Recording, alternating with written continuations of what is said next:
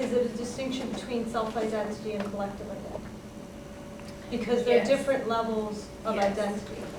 Now, if you talk about, and there's also an identification that you were making, Matt, between identity and privilege. Now, I can choose my self-identity, and I can choose that based on my life experiences, some of which I've shared, some of which I may not. But privilege, now I don't think I can choose white privilege, and I don't think I can choose not to be privileged. I can choose how I can use my privilege. Now that's become my self-awareness. I know I'm privileged in American society.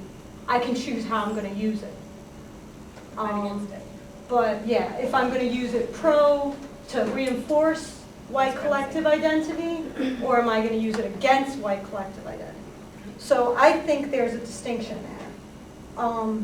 So the autonomy that you were talking about being privileged, you can create your autonomous identity.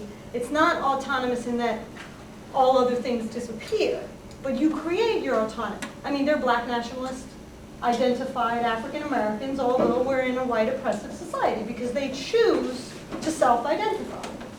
So if we talk about self-definition for black people, I don't see how we can't talk about self-definition for white people. Well, I'll tell you why we can't. But we still are within white privilege, no doubt. No doubt. I'm not going to deny that. Of course. If I may respond to that, and I notice all of y'all agree with this comment, I'm assuming, so I'm assuming I'm going to get jumped on for this. Surprise, surprise. But I know that Rita just mentioned it's a matter of how we use our privilege. You know, and she mentioned that, you know, and I believe Amy echoed her statement by saying, you know, using privilege to fight against it. Did I get that correct? Yeah, sorry. Okay, thank you. And I would say that, that is really the fact that we can really choose or so-called choose to use our privilege to work against privilege is really just further reinscribing privilege and further perpetuating it. Because it allows us as white folks to walk through the world white and carefree, getting away with whatever it is we choose to get away with. We sit here, you know, I'm kind of a Fanonian, France Fanon. He talks about the colonial world being Manichaean or Manichaeistic, and that Manichaean is really either or. The colonial world is either good for the colonizers, or good for the colonized. I tend to think that white supremacy functions in a similar manner. Like if you look at Brown versus Board of Education, the 1954 Supreme Court case that supposedly ended Jim Crow and ended legal segregation. Cheryl Harris, in her article, Whiteness is Property, talks about how while legal segregation ended there, racism and white supremacy remained intact because the ideological change behind the implementation of legally enforced segregation was not changed. Therefore, despite the fact that Brown versus Board integrated schools, it further legitimized white supremacy and a white supremacist curriculum. So I would say that there's really no way for white folks to get away from privilege. Our use of privilege, even if it's for what we see as the betterment of non-white people and the betterment of their situation fighting on their side, we still reinscribe this white privilege and reinforce white supremacy. That's why I'm about revolution.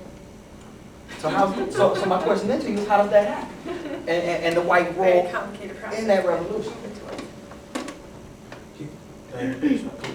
That's an excellent point, because it is. How do you use a negative for positive?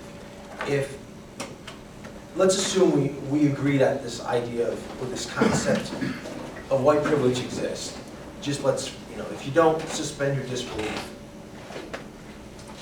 So then you say, well, how do you use this privilege then for good? Well, for the simple fact that ultimately, all white privilege is bad, okay? It doesn't matter. It's all bad. On a collective, on a macro scale.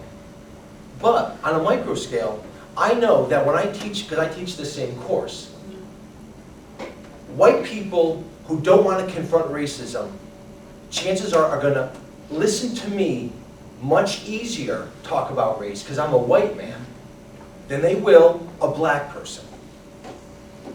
Just because of their social location and mine. Because they may see me as a fellow black man, fellow white man, or a fellow white person. So what they may do is be more receptive. And it's true. Because if you're a woman, do you want to hear what you got to do from, it's easier to hear what you need to do as a woman to end sexism or to end your own oppression in society from other women. You don't want to be preached to by men. Not that it's that men can't say particular things that can help, maybe broaden your own scope of your own world, but because we're packaged, we're programmed to resist certain people in certain packages, it is beneficial to a certain extent, to a certain limited individual extent, that I can be packaged as a white man and other white people say, and plus, because as a white man, I'm seen as smart as hell. Nobody ever questions me. I've said purposefully stupid, wacky things in class, and no students ever questioned me, black or white. But I have heard the horror stories of black professors being called out by undergrads, freshmen. Excuse me, professor, are you sure that Herodotus was correct when he said the Africans were black? Friggin' Herodotus is the father of history. That's acknowledged worldwide. But you got a black professor in history saying it, and you got a white guy in the class going, clearly this guy isn't for real. Whereas the white professor says it, and next thing you know, oh yeah, Herodotus, yeah, he's got to be the father of history. Okay? So that's what I'm saying. My packaging allows certain people to to hear the message, at least hear it, and not say, this guy's got an agenda, he's got an axe to grind. That's why when I speak about homophobia, as a straight man, more people are receptive because they're like, what's my axe to grind? I ain't trying to get, marry my partner. No, because I'm married to a woman. I ain't got to worry about that. Okay? You see what I'm saying? So yeah, my heterosexual privilege allows me to talk about sexuality, and people be like, wow, what's his deal? And they might be more receptive to it. So that's what I'm saying. I just want to clarify what Joe was saying. Just take a second. I'm of the opinion. I think that what you're saying is the same thing. I just want to make sure that when we as white men talk about race or gender privilege, we can't be seen as complaining. Whereas Right. I was in Utah last week or 3 weeks ago giving a lecture for a good friend of mine who's a black male professor. And I basically, in an hour, said many similar things to what he had said over the previous 6 weeks. And students all of a sudden said, oh, I get it. I'm in Utah, the land of mayonnaise. Nothing but white folks. And, these students said, oh, well, now I get it. Really just because, he stands in front of the class and it's automatically an anti-black man. He's talking about how America's not fair. How black folks are at the bottom. And all of a sudden he said, whatever, he's just an angry black man. He's just complaining. Whereas our voices are guaranteed legitimacy. Okay. Yeah. No, that's Okay. Thank you. I wanted to add a different twist on it. It's just a different example, but it's a similar dynamic. I mentioned that I work as an evaluator on a welfare to work program on campus, mainly African American people. An interesting structure-wise, because some of the staff is black, as most social workers in the welfare world are. At the top administration level, they're white, right? One of which is my supervisor. Right below there, they're black. Okay, so there's some people in the higher structure, but above everything on an administrative perspective, they're actually white and Jewish. I walk in, girl from African American Studies. She's not African American, I'm white in their eyes, right? So, it's been 3 years they're trying to figure me out, they still ain't got it straight. But my commitment is to cultural awareness, because I think cultural awareness can empower people. So I offer, in terms of my dissertation, I take a welfare to work program that's totally geared toward job readiness. Okay, when you sit in the classroom and you have people teach you how to go do an interview, how to write up a resume, how to write up a letter on Word, whatever, whatever. All this silly stuff, right? And I start saying, well, I think the women need more than that if they're really going to change their lives. So I asked people from the department to volunteer lectures and workshops on African American culture and history.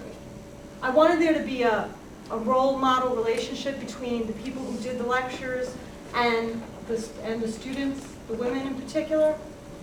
So I didn't ask any European American, I asked all people of African descent. So they did workshops on issues such as black religion, how to use conflict positively, the black woman, a few other things. Oh, rites of passage, programs, and so on and so forth. The issue is that had I been black, I probably would have not been allowed, and I've asked myself this various times. I don't know that it's exactly like this, but I have a really strong perception that if I had been African American, I would have been perceived as having an agenda and being too radical. So I probably would have not been allowed to organize what in fact I did organize, while in this case they gave me a hard time, but they sort of like, well, let it pass. How radical could she be after all? She's white. And I think that was the attitude. I got a lot of curiosity, a lot of temporary hostility, like, I'm going to look down on you because you're a woman. I'm going to let you pass, but I'm going to make you pay for it. Like, I'm going to give you an attitude the whole time, which is what they did. But they still let me do it. So I'm thinking, if I were black, would have they? I'm not sure. I don't think they would have.